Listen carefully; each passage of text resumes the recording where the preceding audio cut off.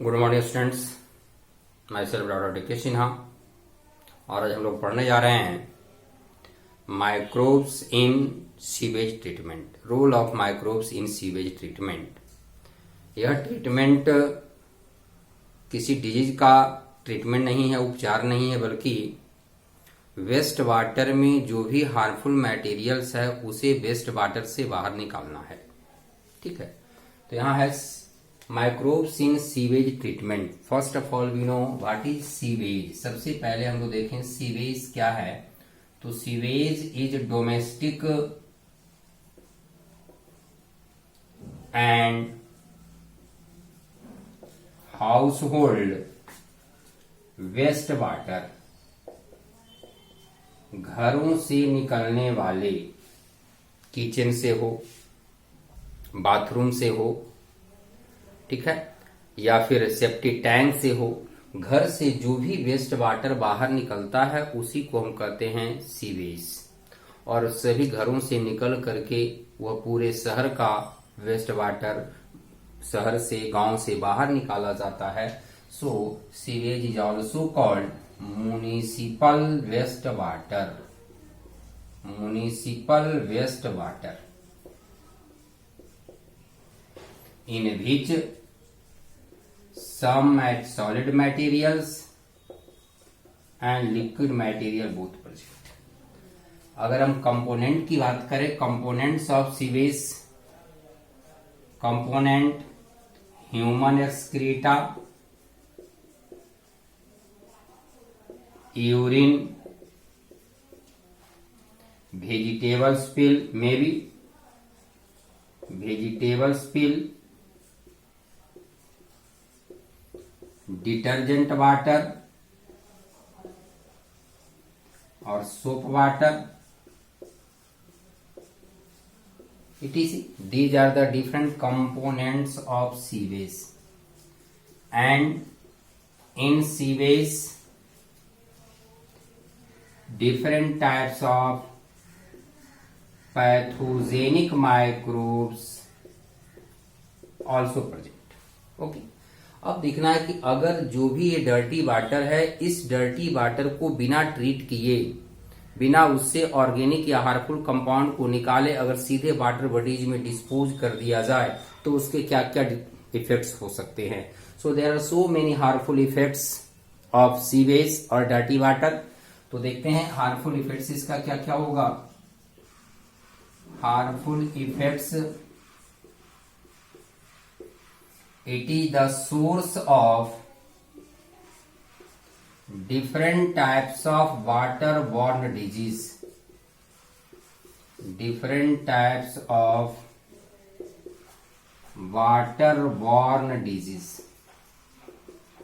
ठीक है, अगर पैथोजेनिक माइक्रोब्स वेस्ट वाटर में है और वह किसी न किसी रूप में हमारे इडिबल यूजेबल मटेरियल फूड में, वाटर में आकर के उसे कंटामिनेट कर देगा, और अगर वैसे मटेरियल का यूज करता ह्यूमन करता है तो वैसे कंडीशन में वाटर बॉर्न डिजीज का भी चांसेस बढ़ जाता है।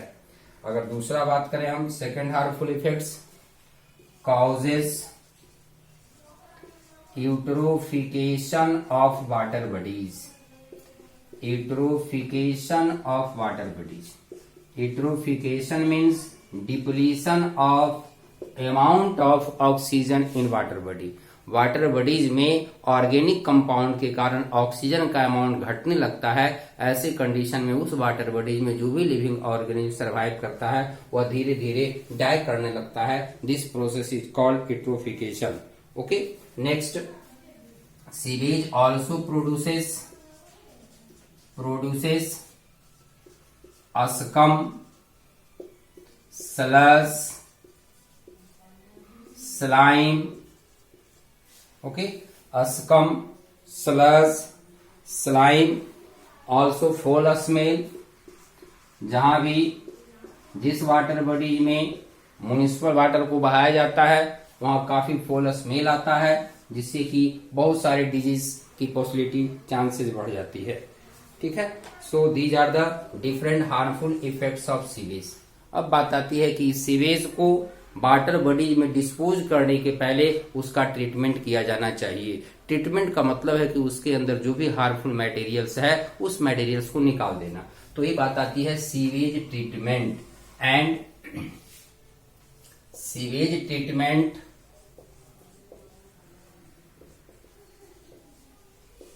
is done with the help of STP. STP means sewage treatment plants. Sewage treatment plant and sewage treatment completes in mainly two stages. One is called primary treatment, other is called secondary treatment. Okay, sewage treatment completes in mainly two stages, two phases. One is called primary treatment and secondary treatment. Treatment of sewage completes in 2 or 3 stages. 2 और 3 की बात आती है। First primary treatment, secondary treatment, tertiary treatment. According to your NCERT book, only 2 methods of sewage treatment, primary treatment and secondary treatments are given in your NCERT book. It means tertiary treatment, it is omitted. Tertiary treatment is omitted is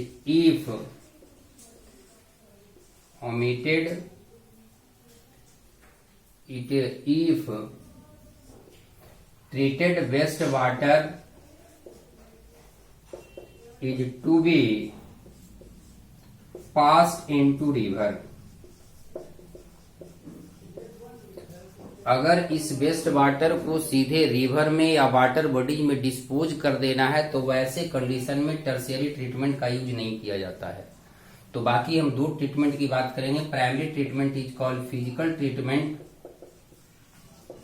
treatment, secondary treatment is called biological treatment and tertiary is called chemical treatment. In this method, different types of chemicals are used to kill the microbes or harmful pathogenic microbes. तो यहाँ हम लोग tertiary की बात नहीं करेंगे, primary और secondary की बात करें। कहीं कहीं कुछ इसके बाद सेकेंडरी ट्रीटमेंट का बाद का भी कुछ ट्रीटमेंट मेथड देखा जाएगा, that is called final method, and final method is also a part of secondary treatment. Okay, now see primary treatment. Primary treatment method is physical treatment. In this method, removal of a small and large sized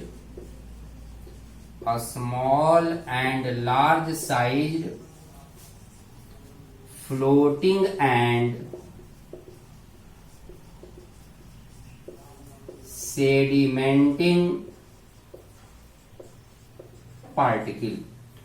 कुछ वैसा particle है जो कि light weighted है और कुछ heavy weighted है, उन दोनों पार्टिकल को अलग करने का मेथड प्राइमरी ट्रीटमेंट कहलाता है। And it is done by filtration and sedimentation method. इसमें 2 मेथड का यूज करेंगे, sedimentation method and filtration method. Done, it is completed or done in a special types of tank, done in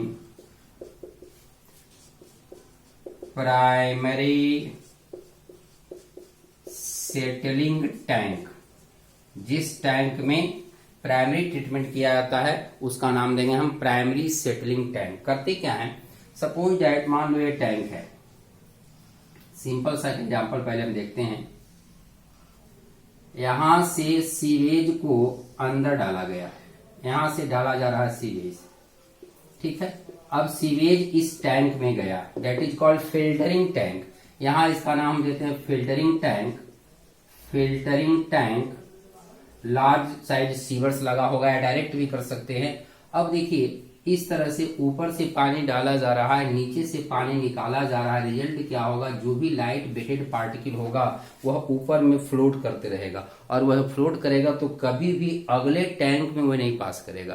तो जो भी floating material है यहाँ अलग हो गया। अब यहां से फिर वाटर को दूसरे टैंक में डाला गया, that is called settling tank या primary settling tank. This tank is called primary settling tank. अब यहां से इफ्लुएंट निकालने का यहां से होगा, डालेंगे इधर से, निकालेंगे इधर से। रिजल्ट क्या होगा, जो भी हैवी पार्टिकल्स होगा, सैंड पार्टिकल्स होगा, ग्रेट होगा, सभी क्या होगा, नीचे जमा हो जाएगा, यानी सेटल्ड हो जाएगा। And this settled particle is called primary sludge. ठीक है, this is called primary sludge. यहाँ नीचे जो भी जमा हो जाएगा उसका नाम हम देंगे प्राइमरी स्लज। क्लियर। अब हमने देखा ये हुआ प्राइमरी ट्रीटमेंट। प्राइमरी ट्रीटमेंट में दो कुछ फिल्ट्रेट मटेरियल को जो फ्लोट कर रहा है उसको फिल्ट्रेशन के द्वारा हटा दिया, जो हैवी पार्टिकल है उसे सेडिमेंटेशन के द्वारा हटा दिया। And after sedimentation primary sludge is obtained deposited in the bottom of the primary settling tank. Tank के नीचे बॉटम में जमा हो जाएगा, उसका नाम क्या देंगे, प्राइमरी स्लज। आगे देखिए, प्राइमरी स्लज क्या बताया, जो कि सेटलिंग टैंक में नीचे जमा हो जाता है, जिसमें कि सेडिमेंटेशन होगा, ऑर्गेनिक मटेरियल्स होगा। All solid that undergoes sedimentation and screened organic matter is called primary sludge and it is used in formation of biogas, manure और कंपोस्ट। ओके। और अब देखो सीवेज ट्रीटमेंट, जो भी सीवेज आ रहा था, डर्टी वेस्ट वाटर, उससे हमने प्राइमरी स्लज को बाहर निकाल दिया। अब जो वाटर बचेगा that is called primary effluent. Water after removing the primary sludge called water effluent. Now primary effluent is used in secondary treatment. अब हम लोग जाएंगे, देखेंगे इसके बाद का जो दूसरा स्टेज होगा वह कहलाता है secondary treatment.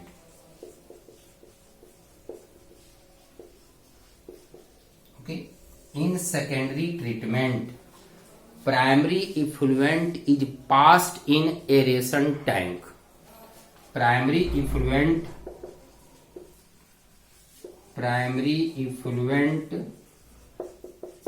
is passed in aeration tank. Aeration tank का मतलब है कि जिस टैंक में बाहर से एयर पंप किया जा रहा है और उसे मिलाने की कुछ न कुछ व्यवस्था है। It means in aeration tank air is pumped and agitated। उसमें एयर को पंप किया जाता है और उसे कुछ न कुछ मेथड से हमें टेक्निक ऐसा रखना होगा जिसमें कि एयर को मिलाया जाए। इन this tank, in aeration tank is aerobic tank. Oxygen supply कर रहे हैं, एयर सप्लाई कर रहे हैं, इसका मतलब एरोबिक टैंक है। In this tank different types of aerobic microbes are present. Okay. Now see primary effluent is passed in aeration tank. कहां डाला गया, एरेशन टैंक में। In aeration tank air is pumped and agitated mechanically. Okay. Activated sludge used as inoculum. उस aeration tank में कुछ amount में activated sludge मिलाया जाता है। एक्टिवेटेड स्लज आगे देखते हैं, it is a group of microbes. Activated sludge का फॉर्मेशन भी इसी में होता है, जैसे अगर दही बनाने के लिए थोड़ा सा हम दही मिलाते हैं, दैट इज कॉल्ड इनोकुलम। तो यहाँ एक्टिवेटेड स्लज ही आगे बनता है, लेकिन उसी का कुछ पार्ट को यहाँ मिला दिया जाता है। Large population of aerobic heterotrophic microbes such as fungi, bacteria, protozoa grow in aeration tank. ये सभी जो भी प्रोसेस हुआ कहाँ हुआ, तो एरेशन टैंक में हुआ। एंड एरेशन टैंक को हम कह सकते हैं aerobic tank because oxygen is present here. And after growth of microbes flocs are formed. In aeration tank formation of flocs occurs. Formation of flocs. अब फ्लॉक्स बहुत ही important है बोर्ड के लिए। ये फ्लॉक्स है क्या, तो कुछ फंगल फिलामेंट और बैक्टीरिया फंगल फिलामेंट और बैक्टीरिया के कॉम्बिनेशन से कुछ स्ट्रक्चर बन जाएगा, मास, दैट इज कॉल्ड फ्लॉक्स। इसका ऐसे स्ट्रक्चर, अगर हम सीवेज प्लांट की बात करें तो वहां इसका स्ट्रक्चर झाग की तरह होगा, तो हम कह सकते हैं फ्लॉक्स का फॉर्मेशन होता है। डिफिनेशन नोट करते हैं। Now see, flocs mass of bacteria associated with slime and mesh of fungal filament. Mesh का मतलब जाल लाइक स्ट्रक्चर, झाग जैसे स्ट्रक्चर हो गया। और स्लाइम, अगर कहीं भी देखते होंगे डर्टी वाटर जहां से फ्लो होता है तो नीचे कुछ न कुछ कीचड़ जैसा बन जाता है, वो है स्लाइम। तो कुछ कीचड़ जैसा चिपचिपा मटेरियल नीचे जमा हो जाता है, तो सबका मिल करके ये ग्रुप बनता है, डेट इज कॉल्ड फ्लॉक्स। और फ्लॉक्स में है क्या, बहुत सारे माइक्रोब्स है। अब देखिए क्या करते हैं, microbes consume organic material present in sewage and decreases the BOD of water। जैसे जैसे ऑर्गेनिक कंपाउंड डिग्रेड करते जाएगा, ब्रेक करते जाएगा माइक्रोब्स के हेल्प से बीओडी घटते चला जाएगा। अब बीओडी है क्या, ध्यान दीजिए, बीओडी बायोलॉजिकल और biochemical oxygen demand. Suppose that हमने लिया 1 लीटर वेस्ट वाटर, ठीक है। तो इस 1 लीटर वेस्ट वाटर में जो भी ऑर्गेनिक कंपाउंड है, इस ऑर्गेनिक कंपाउंड को सिंपल फॉर्म में कन्वर्ट करने के लिए माइक्रोब्स द्वारा जितना ऑक्सीजन कंज्यूम किया जाएगा वह कहलाएगा BOD. BOD means amount of water used by microbes in degradation of organic material present in 1 litre water. Definition लिखना है तो नोट कर लीजिए, BOD amount of oxygen required by microbes in degradation of organic substance, organic material present in 1 litre water. 1 litre water में जितना भी organic material है, compound है, उसको डिकम्पोज करने में जो ऑक्सीजन का रिक्वायरमेंट होगा वह कहलाएगा बीओडी। यानी जिस वाटर का बीओडी वैल्यू जितना ज्यादा होगा, उस वाटर में ऑर्गेनिक ज्यादा है, इट मीन्स वह ज्यादा पॉल्यूटेड है, ठीक है। अब देखिए यहाँ बीओडी क्या हो जाए, जैसे जैसे ऑर्गेनिक मटेरियल का डिकम्पोजिशन होते जाएगा बीओडी घटते जाएगा। और जब बीओडी हो जाता है 10 to 15%, if BOD of water reaches at 10 to 15%, then it is transferred into secondary settling tank।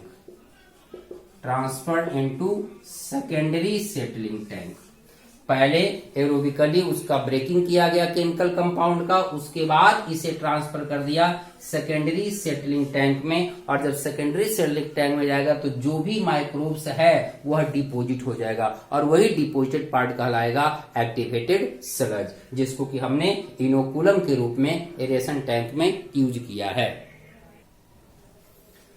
In secondary settling tank flocs undergoes sedimentation, वह भी बॉटम में जाकर के जमा हो जाता है और उसी का नाम देते हैं activated sludge. A small amount of activated sludge is used as inoculum in aeration tank. इसका कुछ अमाउंट का फिर से यूज कर लिया जाता है, किसमें, एरेशन टैंक में। यानी थोड़ा सा एक्टिवेटेड स्लज वहां मिलाया जाता है ताकि माइक्रोब्स का ग्रोथ हो, माइक्रोब्स का नंबर बढ़ जाए और जो भी वहां केमिकल रिएक्शन हो रहा है उसका स्पीड फास्ट हो जाए। ऐसे इसके बाद का जो यूज है तो हम कह सकते हैं primary sludge and activated sludge, जो कि प्राइमरी ट्रीटमेंट में नीचे सेटल हुआ था, नाम दिया था मैं प्राइमरी स्लज, यहां हमें बना मिला activated sludge.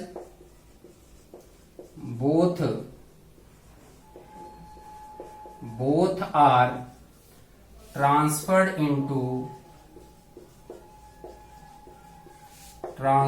Into anaerobic digester tank. अब इसको एनारोबिक डाइजेस्टर टैंक में ट्रांसफर कर दिया गया। इस टैंक में क्या होता है, एनारोबिक माइक्रोब्स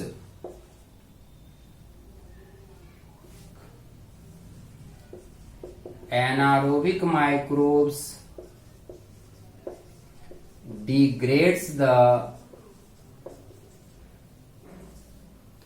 organic compound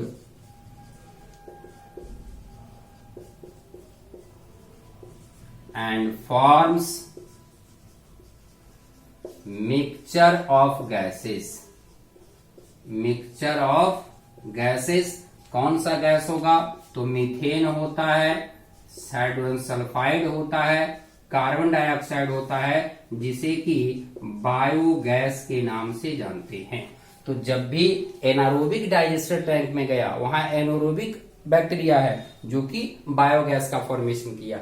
इसके अलावे अगर कुछ इफ्लुएंट या स्लज बच जाता है, तब उसका नाम देते हैं देंगे लास्ट में, जो फिर बच जाएगा, ठीक है ना, उसको कहते हैं spent sludge. After formation of biogas, remaining sludge, कुछ न कुछ अमाउंट में नीचे जमा रह जाएगा, sludge is called spent sludge. नाम क्या देते हैं, spent sludge, and it is used in land filling, formation of compost, manure, etc। ठीक है। अब देखिए, जैसे ही एक्टिवेटेड स्लज का सेडिमेंटेशन होता है, उसके बाद जो इफ्लुएंट निकलता है, that is called secondary effluent. And secondary effluent को डायरेक्ट अगर हम चाहें तो सीधे वाटर बॉडीज में डिस्पोज कर सकते हैं। तो ये हो गया secondary treatment, it means treatment of water. ऐसा करने के बाद अगर उस वेस्ट वाटर को वाटर बॉडी में डिस्पोज किया जाता है, तो उसमें organic compounds, inorganic compounds, harmful microbes, यहाँ एनारोबिक कंडीशन में हार्मफुल माइक्रोब्स भी किल हो जाता है। तो यहाँ एक और नोट कर लीजिए पॉइंट, इन डाइजेस्टर टैंक या एनारोबिक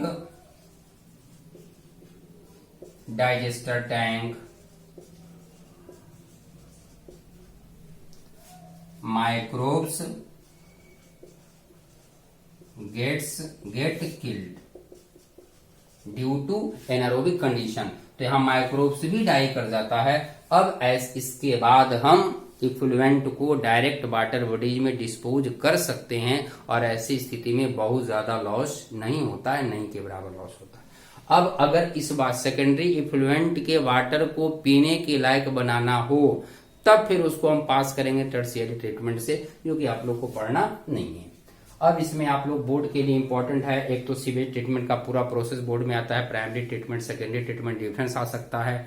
प्राइमरी स्लज और एक्टिवेटेड स्लज में डिफरेंस आ सकता है। सेकेंडरी को बायोलॉजिकल क्यों कहते हैं, secondary treatment is called biological treatment because in secondary treatment different types of microbes are used to destroy, degrades the organic compounds present in waste water और sewage. Okay, चलिए बाकी अगले दिन देखेंगे।